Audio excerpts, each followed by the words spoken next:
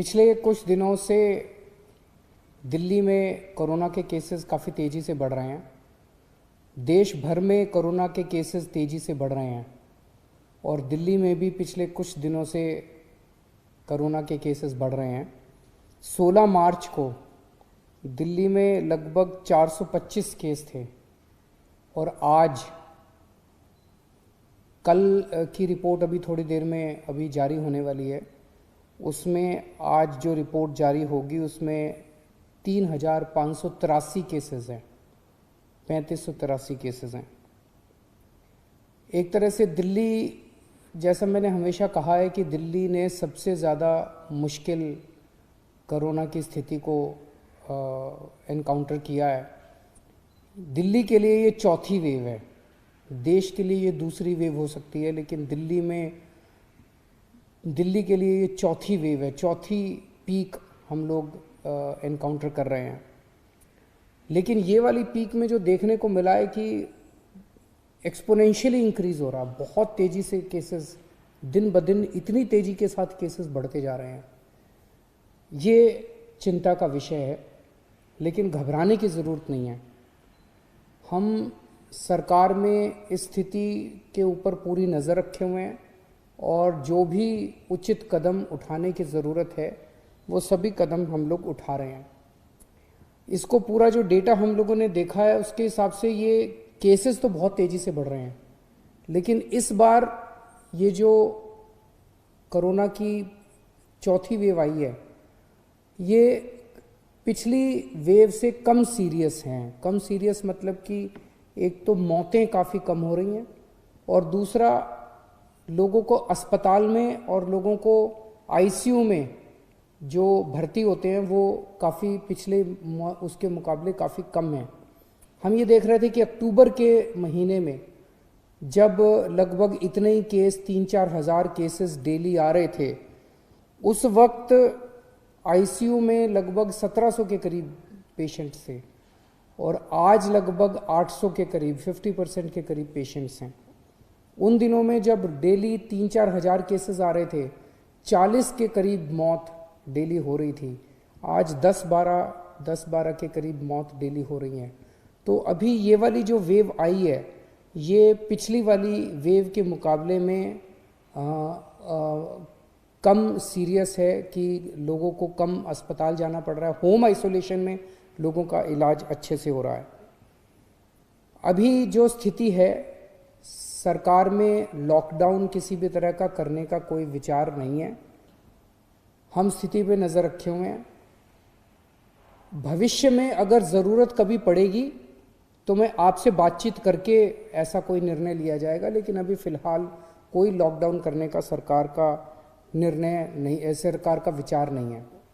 लेकिन आज हमने मीटिंग करके ये देखा कि अस्पतालों में और कितनी व्यवस्था करने की ज़रूरत है, ताकि अगर लोग बीमार हों और वो अस्पताल में एडमिट होना चाहें तो एम्बुलेंस की व्यवस्था, अस्पताल की व्यवस्था, वेंटिलेटर की व्यवस्था, ऑक्सीजन की व्यवस्था और आईसीयू की व्यवस्था, ये सारी व्यवस्थाओं के ऊपर आज हम लोगों ने विचार किया है और इसके लिए पूरा प्लान तैयार किया है कि कैसे कैसे किन किन स्टेजेस के अंदर आईसीयू के बेड्स बढ़ाए जाएंगे, कब कब प्राइवेट अस्पतालों के अंदर आईसीयू के बेड्स बढ़ाए जाएंगे, कब कब सरकारी अस्पतालों के अंदर कितने कितने बढ़ाए जाएंगे, उसकी हम लोगों ने पूरी प्लानिंग की है।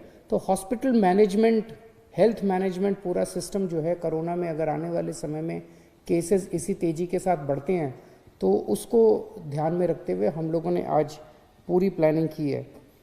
मुझे लगता है कि हमारे सामने मोटे मोटे तौर पे 3 काम हैं। एक, इसको फैलने से किस तरह से रोका जाए, जिसमें हम हमेशा कहते हैं टेस्ट, ट्रेसिंग एंड आइसोलेशन।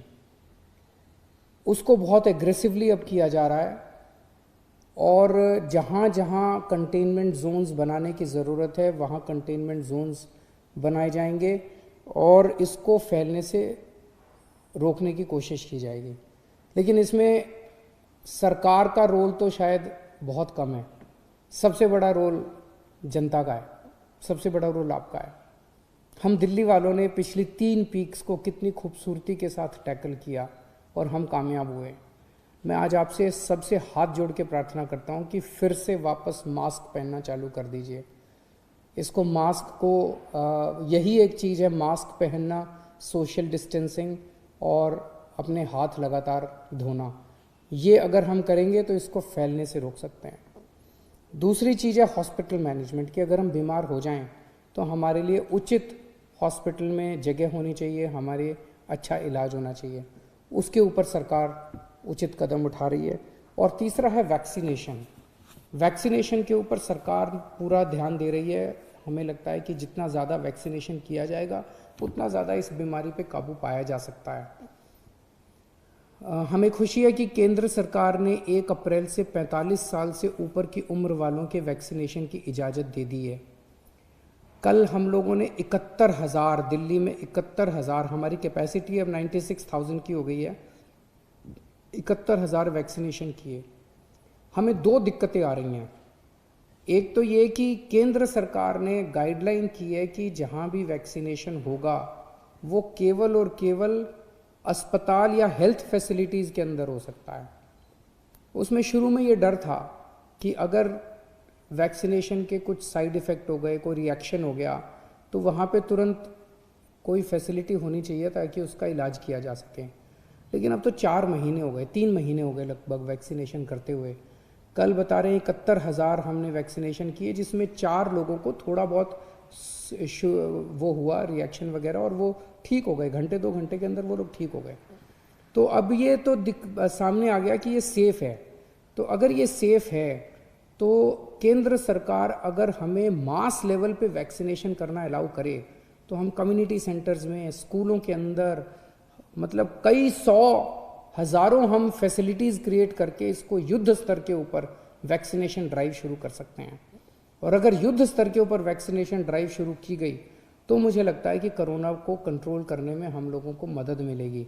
उसकी हम पूरी इसके बारे में उचित व्यवस्था की जा सकती है कि जहाँ जहाँ करेंगे हम एम्बुलेंस का इंतज़ाम कर दें, वो तुरंत कोई फर्स्ट एड का इंतज़ाम कर दें, उनको अगर किसी को बाई चांस कोई रिएक्शन वगैरह होता है तो उसको देखभाल करने का इंतज़ाम किया जा सकता है। लेकिन अगर हम नॉन हेल्थ फैसिलिटीज़ में अलाउ नहीं करेंगे तो इसकी एक सीमा है जिसके बियॉन्ड हम नहीं जा पाएंगे।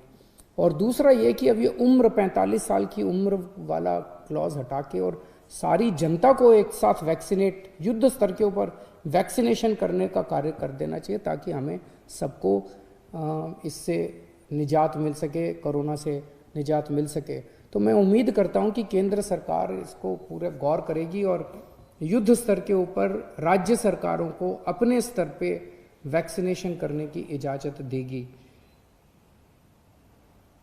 और अंत में मैं जनता से अपील करना चाहता हूं कि दिल्ली की जनता ने बड़े बड़े काम करके दिखाए हैं और ये चौथी वेव भी हम लोग ज़रूर इस पे काबू पाएंगे। लेकिन आपसे फिर से अपील है कि मास्क ज़रूर पहनिए, सोशल डिस्टेंसिंग कीजिए और अपने हाथों को लगातार साबुन से या सैनिटाइज़र से साफ़ करते रहिए।